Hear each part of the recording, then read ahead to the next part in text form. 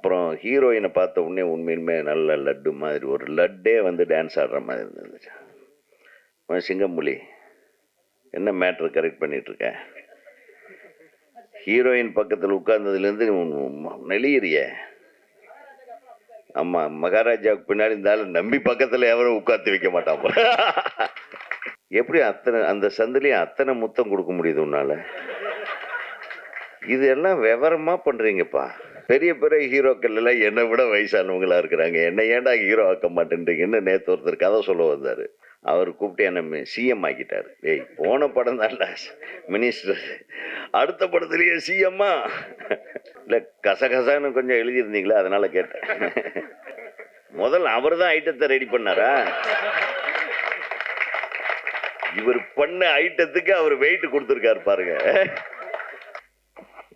மேடைக்கு மேடை என்ன வச்சு செய்யறதுல அவ்வளவு சந்தோஷம் இல்லை. அதான் நல்லா தானே போயிட்டு இருக்கு. ஏன் அரசியல் இழுக்கிற? நடிகன்னு சொல்லிட்டு போ. இப்போதான் அவங்க ஹீரோ சொன்னார், விட்டா டைரக்டர்கள்லாம் நடிப்பாங்க, ப்ரொடியூசர்கள் நடிப்பாங்க அப்படி. அவர் ஏற்கனவே டென்ஷன் இருக்கிறார், அடுத்த படம் நம்மளுக்கு கிடைக்குமா கிடைக்காது. அவர் அவ்வளவு மனசுக்குள்ள வெதும்பி சொல்லிட்டு போயிருக்காரு. இல்லை, ஒரு பயம்தான் அவனுக்கு. அடுத்த படத்தில் முருகனே நடிச்சிருவாரோ, நம்மளை கூப்பிட மாட்டார். அந்த டென்ஷன். கவலைப்படாத, நீ நல்லா தான் நடிச்சிருக்க. உங்கள் மற்ற படங்கள் பார்க்கல, ஆனால் இதில் எப்படி அந்த சந்திலையும் அத்தனை முத்தம் கொடுக்க முடியுது உன்னால? இது எல்லாம் விவரமா பண்றீங்கப்பா. நான் மிஸ் பண்ணிட்டேன் அந்த காலத்தில், அப்போவே நடிச்சிருக்கணும். நிறைய பேர் சொன்னாங்க நீங்கள் நடிங்க நடிங்கன்னு. என் கூட இருந்த அசிஸ்டண்ட்டுக்கு மோசமான பயலுங்க. சார் வேண்டாம் சார், அவன் வாய்ப்பு போயிடுன்றதுக்காக என் வாழ்க்கையே முடிச்சிட்டாரு, என் சந்தோஷத்தையெல்லாம் கெடுத்துட்டாரு. பாரு, இவனு ஒருத்தன் தான். ஏன்னா சிங்கம்புள்ளி கரெக்ட் தானே? அதில் தப்பிச்சு வந்தது பாக்கியராஜ், பார்த்திபன், பாண்டியராஜ். அவங்க இயக்குனராகவும் என்ஜாய் பண்ணிட்டாங்க, நடிகராகவும் என்ஜாய் பண்ணிட்டாங்க இல்லையா? நம்ம கூப்பிட்டா இப்போ அப்பா வேஷத்துக்கு கூப்பிடுறாங்க. டேய், நான் இன்னும் கொஞ்சம் யங்குடா. எம்ஜிஆரே 42 வயசுல தான் ஹீரோ ஆனார். பெரிய பெரிய ஹீரோக்கள் எல்லாம் என்னை விட வயசானவங்களா இருக்கிறாங்க, என்ன ஏன்டா ஹீரோ ஆக்க மாட்டேன்றீங்கன்னு நேற்று ஒருத்தர் கதை சொல்ல வந்தார். அவன் டென்ஷன் ஆகிட்டான். சார் நீங்கள் நடிப்பீங்களா மாட்டீங்களா அப்படின்னு. இல்லை, எனக்கு இப்போ ஹீரோவாக நடிக்கலான்னு ஒரு ஆசை வந்திருக்கேன். நல்லா ஃபைட் பண்ணுவேன், நல்லா டூயட் பண்ணுவேன். இவர் பண்ணார் அந்த வேலையெல்லாம், எல்லாத்த விட நல்லா பண்ணலாம். வாய்ப்புகள் தான் கிடைக்க மாட்டேங்குது. தயாரிப்பாளரே கொஞ்சம் பார்த்துங்க எங்களையெல்லாம். நான் பேரரசு வேணா எங்கள் படத்தில் வில்லனை போட்டுக்கலாம். அவன் நீ இருக்கீல்லப்பா, எப்படி புகழ்ந்து எங்கள் படத்தை நீ ப்ரொமோட் பண்ணுவ எங்களுக்கு தெரியாதா?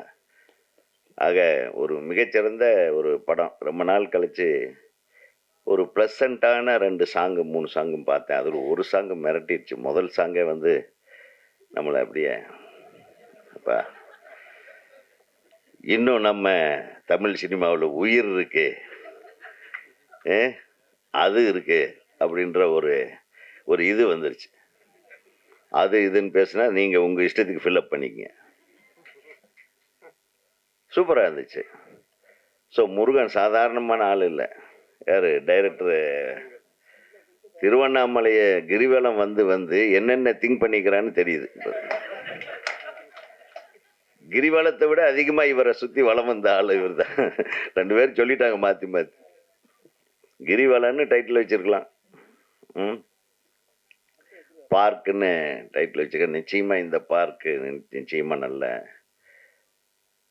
நறுமணம் கமலும், நல்ல பூக்கள் மலரும், வெற்றி மலர்களை மலர் வைக்கும் ஒரு பார்க்காக இருக்கும் என்ற ஒரு நம்பிக்கை எனக்கு இருக்கு. ஏன்னா இதில் எல்லாருமே சிறப்பாக இருந்தது. ஒரு படத்தில் இந்த செகண்ட் ஹீரோயின் வந்து இந்த கன்னட குயில் தமிழில் இசைத்தால் எப்படி இருக்குன்ற மாதிரி. எங்க பாப்பா நீ ಹೆಸರೇನು? ಲೀಮಾ ರೇ. ಸೂಪರ್. ಆಯ್ಂದ್ರೇನು? ಅರ್ಥ ನನಗೆ ಅರ್ಥ ಆಗಲಿಲ್ಲ, ಗೊತ್ತಾಗಲಿಲ್ಲ. ಅಂದರೆ ಏನು ಮೀನಿಂಗ್?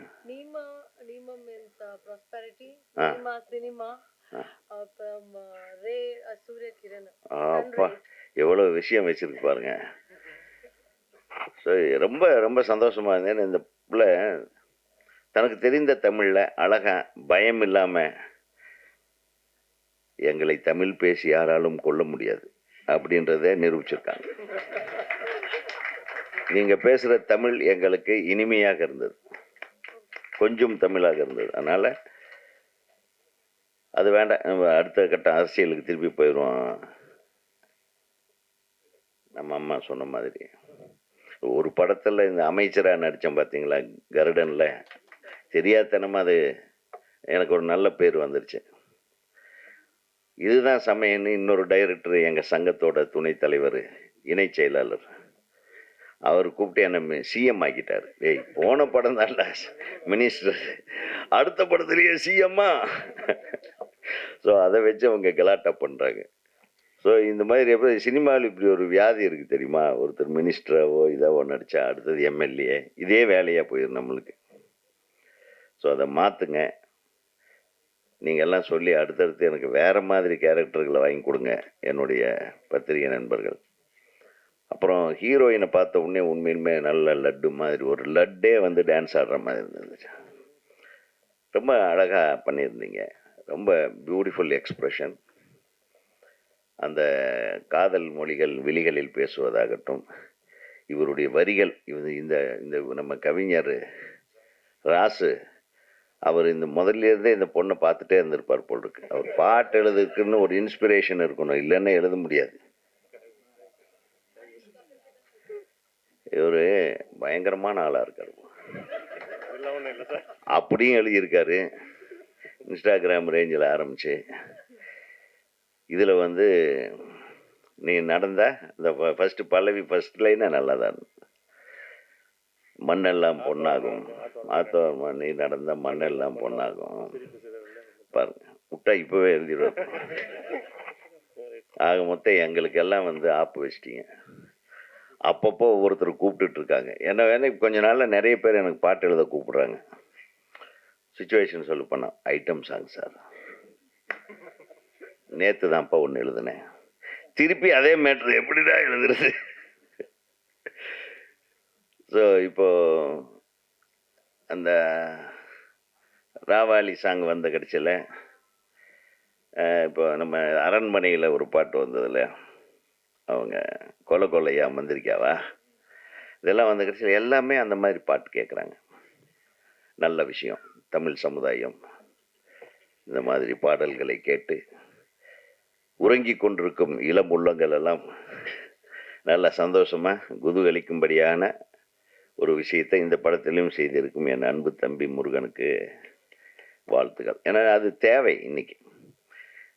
ஏன்னா முதல்ல அன்பு செலியன் வேறு அது சத்தம் போட்டு சொல்லிவிட்டார், 400 கோடியில் எல்லாம் படம் எடுத்து என்னங்க ஐயா பண்ணுறீங்க அப்படின்னு.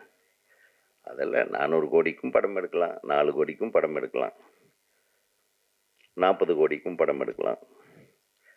வெற்றி பெறுவதற்கு அந்த படத்தில் என்ன இருக்கணுமோ அது இருந்தால் மட்டும்தான் வெற்றி பெறும். வேறு எந்த விஷயம் இருந்தாலும் வெற்றி பெறும். வெற்றி பெற வேண்டும் என்றால் அது எப்படி சொல்லணுமோ அந்த மாதிரி ஒரு டைரக்டர் சொல்லணும், எப்படி நடிக்கணுமோ அந்த மாதிரி ஒரு நடிகன் நடிக்கணும். ஒரு திரைக்கதை, கதையை விட இன்னைக்கு திரைக்கதை தான், இன்னைக்கு இல்லை என்றைக்குமே திரைக்கதை தான் முக்கியம். திரைக்கதையை வடிவமைக்கிற முழு பொறுப்புமே இயக்குனர்கிட்ட தான் இருக்கு. அதாவது ஒளிப்பதிவு ரொம்ப நல்லா பண்ணியிருந்தார். கேமராமேனுக்கு வாழ்த்துக்கள். உண்மையில அவர் வேலை செய்ய தான் தெரியும், பேசலாம் தெரியாதுன்ட்டு காட்டிட்டு போயிட்டார். கரெக்டாக 10 வார்த்தை இப்படி எண்ணி பேசுனியா, விவரமான ஆளியா நீ. அதே மாதிரி எடிட்டருக்கு வாழ்த்துக்கள். எல்லாரும் இது சிங்கமொழி என்ன மேட்ரு கரெக்ட் பண்ணிகிட்ருக்க, ஹீரோயின் பக்கத்தில் உட்கார்ந்ததுலேருந்து நெளியிறிய. ஆமாம், மகாராஜாவுக்கு பின்னாடி இருந்தாலும் நம்பி பக்கத்தில் எவரும் உட்காந்து வைக்க மாட்டான். எங்கேயும் ஸ்கூட்டரில் கூட பின்னாடி உட்காந்து வச்சிடக்கூடாது, ஜாக்கிரதையாக இருக்கணும் போல. ஆக ஹீரோ மிக சிறப்பாக பண்ணியிருந்தீங்க தம்பி, அழகாக இருந்தீங்க. ஒரு ரொம்ப நாளைக்கு பின்னாடி ஒரு அழகான ஹீரோ ஒருத்தர் வந்துக்கிட்டு இருக்காரு. நிச்சயமா உங்களுடைய ஹோம் ஒர்க் நல்லா பண்ணுங்க. வெறும் டான்ஸ் ஆடுறதும் கிஸ் அடிக்கிறது மட்டும்தான் நடிப்புன்றது நினச்சிக்காம கொஞ்சம் ஹோம் ஒர்க் பண்ணி, இல்லை சும்மா சொல்கிறேன், ஏதாச்சும் மேடையில் இப்படியெல்லாம் பேசினா தானே அப்புறம் அவங்க என் நண்பர்கள் எல்லாம் அதை கிளிப்பிங் போடுவாங்க. இல்லைன்னா அது நான் பேசினாவே இவங்களுக்கு ஒரு பெரிய சிக்கல் என்ன எழுதுனேன், என்னை ஏதாச்சும் வச்சு செஞ்சுட்டே இருப்பாங்க. அது என் தம்பிங்க என் பிரதர்ஸ் பண்ணாமல் வேறு யார் பண்ணிட்டு, ஆனால் நீங்கள் கொஞ்சம் கிஸ் அடிக்கிறத குறைச்சிக்கிட்டு கரெக்டாக நடிச்சு நல்ல பேரோட வரணும். இது நல்லா இருக்குது, சிறப்பாக இருக்குது. இந்த பார்க்கோட கதையை வந்து கதையை போட்டு ஓப்பனாக சொல்லிட்டாப்புல. ஒரு தைரியம் தான். ஏன்னா யார் ஒருத்தன் கதையை ஓப்பனாக சொல்கிறானோ அவனுக்கு அந்த ப்ராடக்ட் மேலே நம்பிக்கை இருக்குன்னு அர்த்தம். இல்லைன்னா அது ஒரு அழகான காதல், ஒரு அழகான காதலர்கள், அந்த 2 அழகான காதலர்கள் என்ன கொடுமை நடக்குது தெரியுமே, அவங்க இறந்துடுறாங்கன்னு நினைக்கிறேன். நானாக கெஸ் பண்ணுற கதையை நீ சொல்லது. அந்த பார்க்கில் அவங்க இறக்குறாங்கன்னு நினைக்கிறேன். அப்புறம் அந்த பார்க்கில் யார் யார் கொண்டானுங்க, யார் யார் என்னென்ன பண்ணாங்க, அவங்கள இதுங்க என்னென்ன பண்ணுறாங்க, இவங்க பேயா வந்து அப்படின்றது தான் கதையாக இருக்கணும். அப்படி இருந்தால் ஓகே, அப்படி இல்லாமல் இருந்தாலும் ஓகே. நீ ஏதோ வித்தியாசமாக சொல்லு. அதை மிகச்சிறப்பாக இருந்தது. எல்லா காட்சிகளுமே ட்ரெய்லரில் பார்த்த ஒவ்வொரு விஷயமுமே வித்தியாசமாக இருந்தது. அது மாதிரி எந்த ஒரு விஷயத்தை அழகாக எடுத்துக்கிட்டு அதை அழகாக பண்ணுறதுக்காக மெனக்கெட்டிருக்கீங்க. ஒரு தயாரிப்பாளர் வந்து அத்தனை தொழில்நுட்ப கலைஞர்களையும், அத்தனை நடிகர் நடிகைகளையும், அத்தனை பேரையும் பாராட்டின ஒரே மேடை இதாக தான் இருக்குன்னு நினைக்கிறேன். ஏன்னா அவ்வளவு பொறுமையாக. அப்புறம் தான் ஏன்டா பாராட்டினாருன்னா தம்பியை போட்டு உடச்சிட்டாரு. காலையில் 5 மணிக்கே எழுந்திரிச்சு எல்லாத்தையும் எழுப்பி விடுற வேலையிலேருந்து ஒரு ப்ரொடியூசர் ஒழுக்கமாக படம் பண்ணியிருக்காரு. ஒரு 5 நிமிஷம் கூட யாரையும் வேற மாதிரி திங்க் பண்ண விடல, படத்தை தவிர. ஸோ ஒரு தயாரிப்பாளர் எப்படி இருக்கணும், அதுவும் ஒரு புது தயாரிப்பாளர் எப்படி இருக்கணுங்கிறதுக்கு உதாரணமாக நம்ம தயாரிப்பாளர் செயல்பட்டிருக்கிறார். அவருக்கு எனது மனமார்ந்த வாழ்த்துக்கள். இந்த படத்தை நம்பி இந்த படத்தை நிச்சயமாக நல்ல பாடல்கள், இதுக்கு நல்ல வரவேற்பு வரும்னு இந்த இசை வெளியீட்டை உரிமையை வாங்கியிருக்கிற அவர் சாரு, ட்ராக் மியூசிக்கு அவர் சார் நிறைய படம் பண்ணியிருக்காங்க. அதான். So I am very thankful to you. ஏன்னா இந்த மாதிரி புதியவர்கள் எடுக்கிற படத்தை என்கரேஜ் பண்ணுறது மூலமாக அடுத்தடுத்து படம் தயாரிக்கிற நம்பிக்கையை நம்ம வந்து மக்களுக்கு ஊட்டணும். அப்புறம் சொன்னாங்க நிறைய பேர் பார்த்தீங்கன்னா, இப்போ இங்கே இருக்கிறவங்க யாருமே, பெரும்பாலானவங்க இந்த பத்திரிகையாளர்கள் தவிர யாருமே நாங்கள் இந்த 400 கோடி படத்துக்கு ஃபங்க்ஷனுக்கெல்லாம் எங்களை கூப்பிட மாட்டாங்க. நம்ம அந்த கேட்டகரியிலேயே கிடையாது. நாங்கள்லாம் இல்லை மாற்றுவோம்ன்றது இல்லை சார். மாறுவது வந்து இயற்கை, மாற்றம் என்பது இயற்கை. இப்போ நம்மெல்லாம் வந்து சாதாரணமாக நம்ம 2 கோடியில் படம் எடுத்தோம், 1.5 கோடியில் எடுத்த படம் கிழக்கு வாசல், 2.5 கோடியில் எடுத்தது சின்ன கவுண்டர், 4 கோடியில் எடுத்தது எஜமான், அவ்வளோதான். அப்போ இருந்த காலகட்டம் அது. அப்போ அது பெரிய பட்ஜெட்டுன்னு கூட நினச்சிருந்துருக்கலாம். பட் அதையெல்லாம் குறை சொல்ல முடியாது. பட் பொதுவாகவே நாங்கள் என்னென்னா, இந்த மேடையை பொறுத்தவரையிலும், இந்த இடத்த பொறுத்தவரையிலும் எளிமையாக ரொம்ப கஷ்டப்பட்டு ஒரு இந்த திரைத்துறையில் ஏதாச்சும் சாதிக்கணும்னு வழி தெரியாமையோ வழி தெரிஞ்சோ வந்த கடைசியில் கொஞ்சம் மாட்டிக்கிட்டோ வந்த கடைசியில் சுகமாகவும், இந்த பிரசவம் இருக்குது பாருங்கள், ஒரு படத்தை ரிலீஸ் பண்ணுறது, அது சுகப்பிரசவமாகவும் இருக்கும், சிசேரியனாகவும் இருக்குது, அப்புறம் பேபி சர்வைவ்டு, மதர் டெட்டு அப்படியும் இருக்கும், சிலது மதர் டெட்டு இல்லை பேபி சர்வைவ்டு இருக்கும். இந்த மாதிரி நிறைய விஷயங்கள் இந்த ஒரு ரிலீஸ்ன்றதில் அவ்வளவு கொடுமைகள் இருக்குது. அந்த கொடுமைகள் எல்லாம் தாண்டி ஒரு படம் வெளியாகுதுன்னா அது பெரிய படங்களுக்கு இன்றைக்கி ஈஸியாகிடுது, சின்ன படங்களுக்கு கேள்விக்குறியாக இருக்குது. அதனால தான் நான் திரும்ப சொல்கிறேன், எங்களை போன்றவர்களை, சின்ன பட தயாரிப்பாளர்கள், புதிதாக படம் சொன்னும் இயக்குநர்கள் எல்லாம் எங்களை கூப்பிடும்போது ஒரு 3-4 மணி நேரம் 3 மணி நேரமாவது அந்த சேரில் உட்கார்றது கஷ்டம்தான். ஆனால் எங்கள் பத்திரிகையாளர்களை கம்பேர் பண்ணால் நம்ம பெட்டரு. அவங்க காலையில் ஒரு 3 மணி நேரம், மத்தியானம் ஒரு 3 மணி நேரம், சாயந்தரம் ஒரு 3 மணி நேரம் உட்கார்றாங்க பாருங்கள். அதை விட நம்மளுக்கு என்ன வேலை?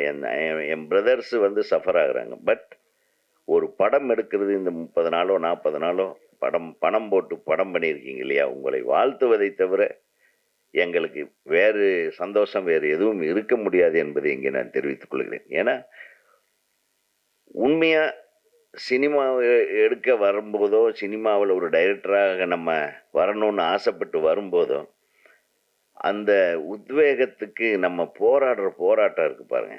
அதான் சொன்னார் அவரு, ஏதோ கடையில் வேலை செஞ்சார், ஏதோ சொல்லிட்டு இருந்தார்.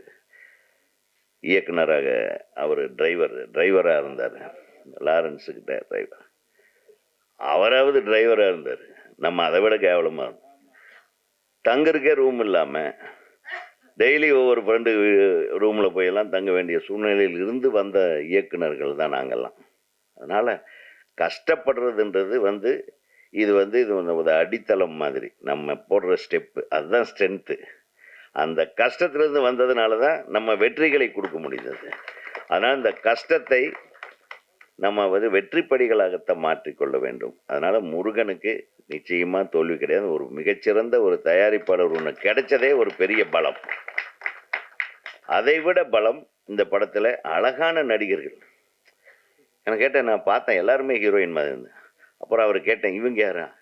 ஹீரோவுக்கா? எனக்கு அம்மாவா நடிக்கிறாங்க, உங்களுக்கா ஹீரோயினுக்கா? இவங்க அம்மா கூட அழகா இருக்காங்க. எங்க அவங்க? ஜெயந்தி மேடம். ஓ சூப்பர். நான் அவங்க முன்னாள் ஹீரோயினோ அப்படின்னு நினச்சேன். வாழ்த்துக்கள்.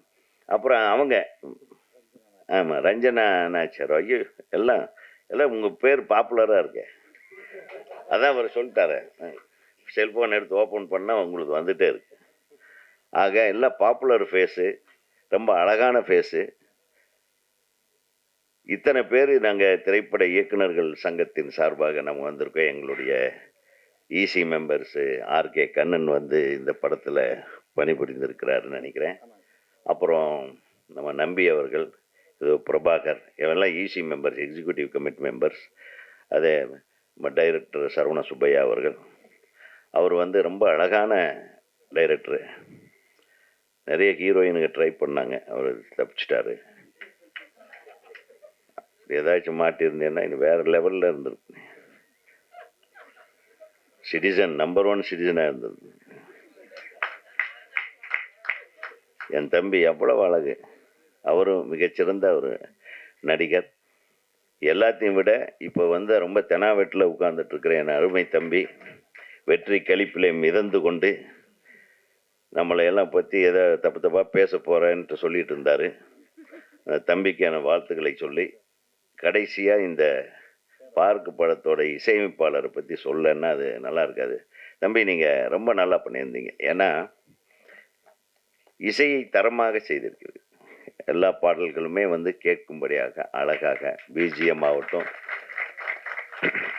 ஒரு பாடல் சிறந்த பாடலாக இருக்கணும்னா முதல்ல அந்த பாடல் வரிகள் கேட்கணும். ரெண்டாவது அந்த சிச்சுவேஷனோட இயல்பாக மேட்ச் ஆகுது. யதார்த்தமான பாடல்கள். ஒரு காலத்தில் இந்த 2 பாட்டும் எனக்கு கொஞ்சம் ராஜா சாரோட ஃபீல் இருந்தது. அந்த ஃபீல் இல்லைன்னா பாடல் வெறும் மெக்கானிக்கல், இந்த ட்ரம்ஸ் எல்லாம் வாசிக்கிற மாதிரி, இந்த உணர்வும் ட்ரம்ஸ் மாதிரி ஆகிடும். இப்போ வர்ற படங்கள்லாம் அப்படித்தான், டம்மால் டும்மில் வர்றான்னு போகிறான்னு போயிடும். என்ன, அதனால தான் இன்றைக்கி நம்ம ஏதாச்சும் திடீர்னு பக்கத்தில் ஒரு 4 மூனை மரவாதம், என்னடா நம்ம பாட்டு வருதுன்னு பார்த்தா அவன் செல்ஃபோனில் வந்துட்டுருக்கு. நம்மளை சுற்றி இந்த தொல்லைகள், நம்ம எழுதின பாட்டே வந்துட்டுருக்கும் பாருங்க. எவ்வளோ சந்தோஷமாக இருக்குது தெரியுமா? அது உணர்வு கலந்த பாடல்களாக இருந்தால் மட்டும்தான். நீ தயவு பண்ணி நீ மியூசிக் போடும்போது உணர்வு கலந்த இசையை கொண்டு வா. உணர்வு இல்லாத இசை, செயற்கைத்தனமான இசையை இனிமேல் செஞ்சிடாதீங்க. ஏஆர் ரகுமான் ஆகட்டும், இளையராஜா அவர்களாகட்டும், அதே மாதிரி எம்எஸ்வி அண்ணன், விஸ்வநாதன் ராமமூர்த்தி அவர்கள், அதே மாதிரி கேவிஎம் அவர்கள், கொஞ்சம் பழைய பாட்டெல்லாம் எடுத்தீங்கன்னா என்ன ஃபீல் அது. அந்த ஃபீலிங் இல்லைன்னா இதில் உயிர் இல்லாத பாடல்கள் இருக்குது நிறையா. இன்றைக்கி வர்றதெல்லாம் உயிர் இல்லாத பாடல்கள். சும்மா போட்ட உடனே நங்குன்னு நாடி நரம்பெல்லாம் இழுத்துக்கிட்டு ஜவுக்குன்னு இழுப்பானுங்க. அதோட கட்டு திருப்பி வீட்டுக்கு படுத்து தூங்கிடுவாங்க. அதனால் ஒரு மனித உணர்வுகளுக்கு உண்டான இசையை அது கொடுத்தாதான் வந்து அதில் வரிகள் வந்து அழகா விழும். ஒரு நல்ல டியூனுக்கு தான் நல்ல வரிகள் எழுத முடியும். அதனால் தப்பிட்டீங்க கவிஞரை. ஒரு நல்ல மியூசிக் டைரக்டர்னால நீங்கள் தப்புனீங்க, ஆனால் புகுந்து விளையாடிட்டீங்க. வீட்டில் எல்லாம் கேட்டாங்களா? இல்லை கசகசான்னு கொஞ்சம் எழுதியிருந்தீங்களா, அதனால கேட்டேன்.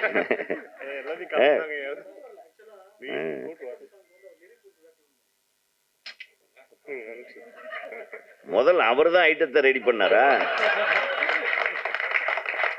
இவர் பண்ண ஐட்டத்துக்கு அவர் வெயிட் கொடுத்துருக்காரு பாருங்க. அப்புறம் அந்த ஐட்டத்தை யாரு செலக்ட் பண்ணாங்க?